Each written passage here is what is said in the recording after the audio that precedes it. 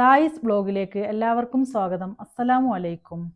ഞാൻ ഇന്ന് കട്ട്ലേറ്റ് ആണ് കേട്ടോ ഉണ്ടാക്കുന്നത്. അപ്പോൾ ഞാൻ വിചാരിച്ചു അത് നിങ്ങൾക്കും കൂടെ ഒന്ന് കാണിച്ചു തരാം. നോമ്പ് ഒന്നൊക്കെ അല്ലേ, അപ്പോൾ ഞാൻ ഇന്ന് കട്ട്ലേറ്റ് ആണ് ഉണ്ടാക്കിയത്. അപ്പോൾ ഞാൻ വിചാരിച്ചു ആ വീഡിയോ നിങ്ങൾക്കും കൂടെ ഒന്ന് കാണിച്ചു തരാമല്ലോ എന്ന്. അപ്പോൾ നമുക്കിത് ഉണ്ടാക്കുന്നൊന്ന് കണ്ടു നോക്കിയാലോ. അപ്പോൾ ഉണ്ടാക്കാൻ വേണ്ട സാധനങ്ങൾ ഞാൻ 3 ഉള്ളി എടുത്തിട്ടുണ്ട്, 2 ഉരുളക്കിഴങ്ങ് എടുത്തിട്ടുണ്ട്, പച്ചമുളക് എടുത്തിട്ടുണ്ട്, ഇഞ്ചി, വെളുത്തുള്ളി, കുറച്ച് കറിവേപ്പില കേട്ടോ. പിന്നെ 250 ബീഫാണ് കേട്ടോ എടുത്തിട്ടുള്ളത്. പിന്നെ ഒരു കുക്കർ എടുക്കുക. എന്നിട്ട് ഇതിലേക്ക് ഈ ബീഫിന് ഇട്ട് കൊടുക്കുക കേട്ടോ. എന്നിട്ട് അതിലേക്കൊരു 1/4 സ്പൂണ് മഞ്ഞൾപ്പൊടി ഇട്ട് കൊടുക്കുന്നുണ്ട്. പിന്നെ ഒരു 1/2 സ്പൂണ് മുളകും പൊടി ഇട്ട് കൊടുക്കുന്നുണ്ട് കേട്ടോ. പിന്നെ ഇതിലേക്ക് ആവശ്യത്തിനുള്ള ഉപ്പിട്ട് കൊടുക്കുക. ഒരു ലേശം വെള്ളം കൂടെ ഒഴിച്ച് കൊടുക്കുന്നുണ്ട് കേട്ടോ. എന്നിട്ട് ഇതൊന്ന് അടച്ച് വെച്ച് കൊടുക്കാം. ഇനി വേറൊരു കുക്കർ എടുത്തിട്ട് ഞാൻ അതിലേക്ക് ഈ ഉരുളക്കിഴങ്ങിനെ നല്ലോണം ഞാൻ കഴുകി വെച്ചിട്ടുണ്ട് കേട്ടോ. അത് ഇതിലേക്ക് ഇട്ട് കൊടുക്കുക. എന്നിട്ട് അതിലേക്ക് കുറച്ച് വെള്ളം ഒഴിച്ച് കൊടുക്കുക കേട്ടോ. അത് വേവാനുള്ള വെള്ളം വേണം. എന്നിട്ട് അതിലേക്ക് കുറച്ച് ഉപ്പിട്ട് കൊടുക്കുക. എന്നിട്ട് ഇതിനൊന്ന് അടച്ച് വെച്ച് കൊടുക്കുക കേട്ടോ. എന്നിട്ട് ഗ്യാസ് കത്തിച്ച് കൊടുക്കുക. എന്നിട്ട് അതിലേക്ക് ഇത് വെച്ച് കൊടുക്കുക. ഇനി ഇപ്പുറത്തെ അടുപ്പ് കത്തിച്ചിട്ട് ഞാൻ അതിലേക്ക് ബീഫും കൂടെ വെച്ച് കൊടുക്കുന്നുണ്ട്. അപ്പോൾ ഇതൊന്ന് വെന്ത് വരട്ടെ. അപ്പോഴത്തേക്ക് നമുക്ക് ഇതെല്ലാം ഒന്ന് അരിഞ്ഞെടുത്തിട്ട് വരാം കേട്ടോ. അപ്പോൾ വിസിലൊക്കെ വന്ന് ആവിയൊക്കെ പോയിട്ടുണ്ട് കേട്ടോ. തുറന്ന് നോക്കാം നമുക്ക്.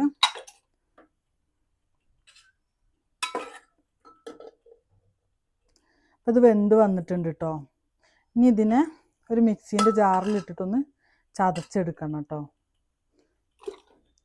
നമുക്ക് നമ്മളെ കിഴങ്ങ് വെന്തുണ്ടോ നോക്കാം.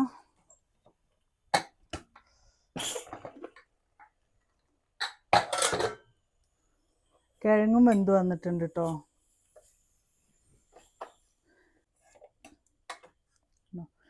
ഈ കിഴങ്ങിനെ ഇനി തണിഞ്ഞതിന് ശേഷം ഈ തൊലി ഇങ്ങനെ പൊളിച്ചെടുക്കണം കേട്ടോ. മൊത്തത്തിൽ തൊലികളിങ്ങനെ ഒക്കെ പൊളിച്ചെടുക്കണം. അപ്പോൾ ഇതൊന്ന് തണിയട്ടെ. ഇനി നമുക്ക് ഗ്യാസ് കത്തിച്ച് ചട്ടി വെച്ച് കൊടുക്കാം. ഉരുളക്കിഴങ്ങിനെ ഞാൻ തൊലിച്ചെടുത്തിട്ടോ. ഇനി ഒരു കയ്യിൽ വെച്ചിട്ട് ഇങ്ങനെ കുത്തി ഇതിനൊന്ന് ഉടച്ചു കൊടുക്കണം കേട്ടോ. നല്ലോണം ഒന്ന് പൊടിയാക്കി എടുക്കണം. നല്ലോണം തണിഞ്ഞ് കഴിഞ്ഞിട്ടുണ്ടെങ്കിൽ പിന്നെ ഇതിങ്ങനെ പൊടിഞ്ഞ് കിട്ടൂല കേട്ടോ. അതിനൊന്നിങ്ങനെ പൊടിച്ചെടുക്കാം. ഇതുപോലെ ആക്കി എടുത്തിട്ടുണ്ട് കേട്ടോ. ചട്ടി ചൂടായി വന്നിട്ടുണ്ട്. ഇതിലേക്ക് കുറച്ച് വെളിച്ചെണ്ണ ഒഴിച്ചു കൊടുക്കാം കേട്ടോ. പിന്നെ വെളിച്ചെണ്ണ ചൂടായി വരുമ്പോൾ നമ്മൾ അരിഞ്ഞ് വെച്ച ഉള്ളി, വെളുത്തുള്ളി, ഇഞ്ചി, പിന്നെ പച്ചമുളക്, കറിവേപ്പില, ഇത്രയും സാധനങ്ങളാട്ടോ അരിഞ്ഞ് വെച്ചാൽ. ഉള്ളി ഇങ്ങനെയാണ് അരിഞ്ഞെടുക്കേണ്ടത്. അപ്പോൾ അത് ഇതിലേക്ക് ഇട്ട് കൊടുക്കാം. ഇതിനൊന്ന് നല്ലോണം വാട്ടിയെടുക്കണം കേട്ടോ. അപ്പോൾ ഇതൊന്ന് പെട്ടെന്ന് വാടി കിട്ടാൻ വേണ്ടിയിട്ട് ഇതിലേക്ക് നമുക്ക് ലേശം ഉപ്പ് ഇടാം കേട്ടോ. ഉപ്പ് കുറച്ചേ ഇടാൻ പാടുള്ളൂ. എന്താണെന്ന് വെച്ചാൽ നമ്മൾ ഉരുളക്കിഴങ്ങ് വേവിക്കുന്നതിൽ ഉപ്പിട്ടിട്ടുണ്ട്, ബീഫ് വേവിച്ചതിൽ ഉപ്പിട്ടിട്ടുണ്ട് കേട്ടോ. അപ്പോൾ കുറച്ച് ഉപ്പിട്ടാൽ മതി. ഉള്ളി വാടി വന്നിട്ടുണ്ട് കേട്ടോ. ഇനി ഇതിലേക്ക് നമുക്ക് കുറച്ച് മഞ്ഞൾപ്പൊടി ഇട്ട് കൊടുക്കാം. കുറച്ച് മതി. കുറച്ച് ബീഫ് മസാല ആട്ടോ ഇടുന്നത്. ഇത് സ്പൂണ് ചെറുതായതിനെ കൊണ്ടാട്ടോ. പിന്നെ ഇതിലേക്ക് വേണമെങ്കിൽ കുരുമുളക് പൊടിയൊക്കെ ഇട്ട് കൊടുക്കാം കേട്ടോ. പക്ഷെ ഞാൻ വേറെ ഒന്നും ഇടില്ല. ഞാൻ ഇങ്ങനെയാണ് ഉണ്ടാക്കൽ. അപ്പം ഞാൻ ഉണ്ടാക്കുന്നത് അതേപോലെ തന്നെ കേട്ടോ നിങ്ങൾക്ക് കാണിച്ചു തരുന്നത്. അപ്പം നമുക്ക് നോമ്പായതിനെ കൊണ്ടാട്ടോ ഉണ്ടാക്കുന്നത്. നമുക്ക് നോമ്പ് ഒന്നാണ്. അപ്പോൾ നോമ്പ് തുറക്കുമ്പോഴുള്ള ചെറുകടിയാണ് ഉണ്ടാക്കുന്നത്. നിങ്ങളൊക്കെ എന്തൊക്കെയാണ് ഉണ്ടാക്കിയേ എന്നൊക്കെ കമൻറ്റിൽ വന്ന് പറയണം കേട്ടോ. എനിക്കിന്ന് പത്തിരിയും ബീഫ് കറിയുമാണ്, പിന്നെ കട്ട്ലേറ്റും. ഇനി ഇതിലേക്ക് നമ്മൾ ചതച്ച് വെച്ച ഈ ബീഫ് ഇട്ട് കൊടുക്കാം കേട്ടോ. നമ്മൾ ഈ വീഡിയോ കണ്ടുകൊണ്ടിരിക്കുമ്പോൾ തന്നെ വീഡിയോക്ക് ലൈക്കും കമൻറ്റൊക്കെ ഇടണം കേട്ടോ. വീഡിയോ കണ്ടു കഴിഞ്ഞിട്ട് ലൈക്ക് ഇടാൻ വിചാരിക്കുമ്പോൾ കണ്ടു കഴിയുമ്പോൾ മറന്നു പോവേ. അപ്പോൾ കണ്ടുകൊണ്ടിരിക്കുമ്പോൾ തന്നെ ലൈക്ക് അടിക്കുക. അപ്പോൾ ഇത് നല്ലോണം മിക്സായി വന്നിട്ടുണ്ട് കേട്ടോ. ഇനി ഇതിലേക്ക് നമ്മൾ ഈ പുഴുങ്ങി വെച്ച ഉരുളക്കിഴങ്ങിന് ഇട്ട് കൊടുക്കണം.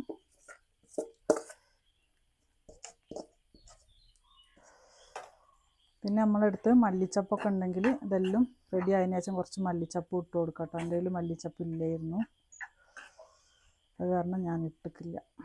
ഇത് നല്ലോണം മിക്സാക്കി എടുക്കുക. മിക്സ് ആയതിനു ശേഷം നമ്മളിത് ഇറക്കി വെച്ചത് ചൂടാറണം കേട്ടോ. ചൂടാറി കഴിഞ്ഞതിന് ശേഷം നമുക്ക് ഇതിനെ റൗണ്ടിലാക്കി എടുക്കാൻ പറ്റുള്ളൂ. ഇപ്പോൾ ഗ്യാസ് ഓഫാക്കി കൊടുക്കാം കേട്ടോ. നിങ്ങളൊക്കെ എങ്ങനെയാണ് കട്ട്ലേറ്റ് ഉണ്ടാക്കണേന്നൊക്കെ, മസാലകൾ ഉണ്ടാക്കുന്നതെന്നൊക്കെ ഒന്ന് കമൻറ്റിൽ അറിയിക്കണേ. ഞാൻ ഉണ്ടാക്കുമ്പോൾ തന്നെയാണ് എല്ലാവരും ഉണ്ടാക്കണേന്ന്. ഇപ്പോൾ ഇതൊക്കെ മിക്സായി വന്നിട്ടുണ്ട് കേട്ടോ.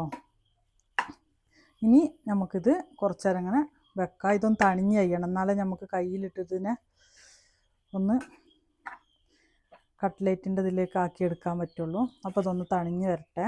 അപ്പോൾ ഇത് തണിഞ്ഞ് വന്നിട്ടുണ്ട് കേട്ടോ. അപ്പോൾ ഇനി ഇതിനെ നമുക്ക് നല്ലോണം ഒന്ന് കുഴച്ചെടുക്കണം കേട്ടോ. ഫുള്ളെല്ലായിടത്തും ഇതാവുന്ന വിധത്തിൽ നല്ലോണം ഒന്ന് കുഴച്ചെടുക്കുക. കട്ടകളൊക്കെ ഉണ്ടെങ്കിൽ ഇങ്ങനത്തെ ഉരുളക്കിഴങ്ങ് പൊടിയാത്തൊക്കെ ഉണ്ടെന്ന് കൈ വെച്ച് ഇങ്ങനെ പൊടിച്ചു കൊടുത്താൽ മതി കേട്ടോ.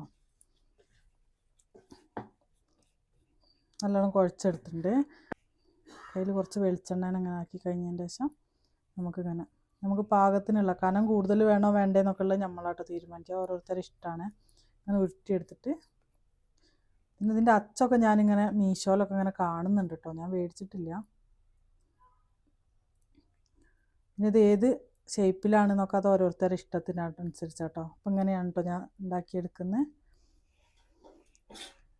അപ്പോൾ അങ്ങനെ ഒരു പാത്രത്തിലേക്ക് നമുക്ക് ഉണ്ടാക്കി വെക്കാം. ഞാൻ അതിൻ്റെ സൈഡിൽ കുറച്ച് വെളിച്ചെണ്ണ ഒഴിച്ച് കൊടുത്തേക്ക് കയ്യിലിങ്ങനെ ആക്കി എടുക്കാൻ വേണ്ടിയിട്ടാണ്. ചിലപ്പോൾ ഈ കുപ്പീൻ്റെ മൂടിയിലൊക്കെ വെച്ചിട്ട് ഇങ്ങനെ റൗണ്ട് പിടിക്കുന്ന ഞാൻ കണ്ടിട്ടുണ്ട് കേട്ടോ. പക്ഷേ ഞാനിങ്ങനെ കയ്യിൽ വെച്ചിട്ടാണ് ആക്കിയെടുക്കൽ. അപ്പോൾ ഇതുപോലെ ഞാൻ എല്ലാം ഒന്ന് ആക്കിയെടുക്കട്ടെ. അപ്പോൾ ഇതെല്ലാം ഞാൻ പരത്തി കഴിഞ്ഞു കേട്ടോ. ഇതെല്ലാം റെഡി ആയിട്ടുണ്ട്. ഇനി ഇത് നമുക്ക് പൊരിച്ചെടുക്കണം. അതിന് പൊരിക്കുന്നതിന് മുമ്പ് ബ്രെഡ് പൊടിയിൽ മുക്കണം, എന്നിട്ട് വേണം പൊരിച്ചെടുക്കാൻ. അപ്പോൾ ഈ ബ്രെഡൊന്ന് ഞാൻ പൊടിച്ചെടുത്തിട്ട് വരാം കേട്ടോ. ഗ്യാസ് കത്തിച്ച് ഒരു ചട്ടി വെച്ച് കൊടുക്കാം. എന്നിട്ട് ഇതിലേക്ക് കുറച്ച് ഓയിൽ ഒഴിച്ച് കൊടുക്കാം കേട്ടോ.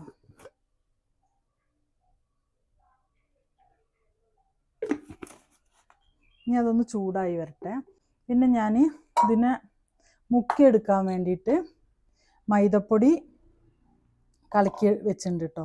ഇതിൽ മുക്കിയിട്ട് ആണ് നമ്മൾ ഉണ്ടാക്കുന്നത്. ഇതിന് ബദൽ നമുക്ക് മുട്ട ഉപയോഗിക്കാം കേട്ടോ. ഞാൻ മുട്ട എടുക്കുന്നില്ല, ഞാൻ മൈദപ്പൊടിയിൽ മുക്കിയിട്ടാണ് ഉണ്ടാക്കൽ. പിന്നെ അതാ ബ്രെഡ് പൊടിച്ചെടുത്ത് കൊണ്ടുവന്ന് വെച്ചിട്ടുണ്ട്. ഇതിന് ബദൽ റസ്ക് പൊടി എടുക്കുക കേട്ടോ. ഞാൻ ബ്രെഡ് പൊടിച്ചതാണ് എടുക്കുന്നത്.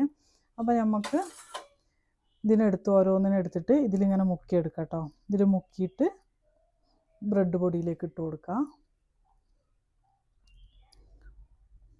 അപ്പോൾ അതൊക്കെ നിങ്ങളുടെ ഇഷ്ടത്തിന്, മുട്ട വേണമെങ്കിൽ നിങ്ങൾക്ക് മുട്ട എടുക്കാം, റസ്ക് പൊടിയോ ബ്രെഡ് പൊടിയോ അതൊക്കെ നിങ്ങൾ ഓരോരുത്തരുടെ ഇഷ്ടത്തിന് എടുക്കാം കേട്ടോ. അപ്പം ഞാൻ ഉണ്ടാക്കുന്ന ആ ഒരു രീതിക്കാണ് ഞാനിവിടെ കാണിക്കുന്നത്. അത് ഇതിലേക്ക് മുക്കിയെടുത്തിട്ടുണ്ട്.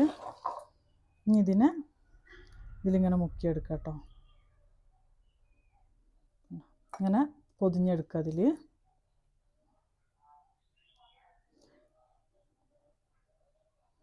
കേട്ടോ എല്ലാം ഇങ്ങനെ ഇതിൽ മുക്കിയെടുക്കുക. അപ്പോൾ ഞാൻ ബാക്കിയുള്ള എല്ലാതും ഇതേപോലെ തന്നെ ആക്കിയെടുത്തിട്ട് വരാം കേട്ടോ. എണ്ണ നല്ലോണം ചൂടായി വന്നിട്ടുണ്ട് കേട്ടോ. ഇനി ഇത് നമുക്ക് ഇതിലേക്ക് ഓരോന്നായി ഇട്ട് കൊടുക്കാം.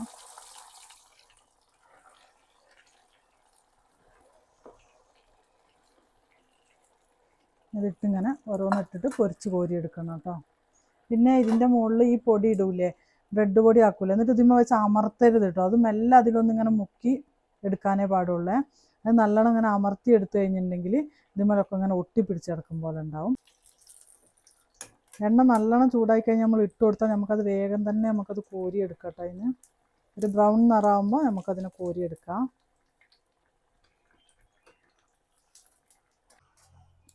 അപ്പോൾ ഇതായിട്ടുണ്ട് കേട്ടോ. ഇത് ഇട്ട് അപ്പം തന്നെ നമുക്ക് കോരിയെടുക്കാം, വേഗം ആവും കേട്ടോ. ഇതൊക്കെ വെന്ത സാധനങ്ങളാണുള്ളതിൽ. ബ്രെഡൊന്ന് ബ്രൗൺ കളർ ആകുന്ന അത്ര സമയം മതി. അപ്പോൾ അതായിട്ടുണ്ട്. ഇത് ബാക്കിയുള്ളതും കൂടെ ഞാനൊന്ന് പൊരിച്ചെടുക്കട്ടെ. അപ്പോൾ നമ്മളെ കട്ട്ലേറ്റ് എല്ലാം ഇതാ ഒക്കെ ഞാൻ പൊരിച്ച് കോരി എടുത്തിട്ടുണ്ട് കേട്ടോ. അപ്പോൾ എല്ലാം കഴിഞ്ഞിട്ടുണ്ട്. അപ്പോൾ എല്ലാവരും ഇതൊന്ന് ഉണ്ടാക്കി നോക്കണം കേട്ടോ. എൻ്റെ വീഡിയോ കാണുന്ന എല്ലാവരും എൻ്റെ ചാനലൊന്ന് സബ്സ്ക്രൈബ് ചെയ്ത് സപ്പോർട്ട് ചെയ്യണേ. അപ്പോൾ ഇതെല്ലാവരും ഉണ്ടാക്കി നോക്കിയിട്ട് കമൻറ്റ് ബോക്സിൽ അറിയിക്കും വേണം കേട്ടോ.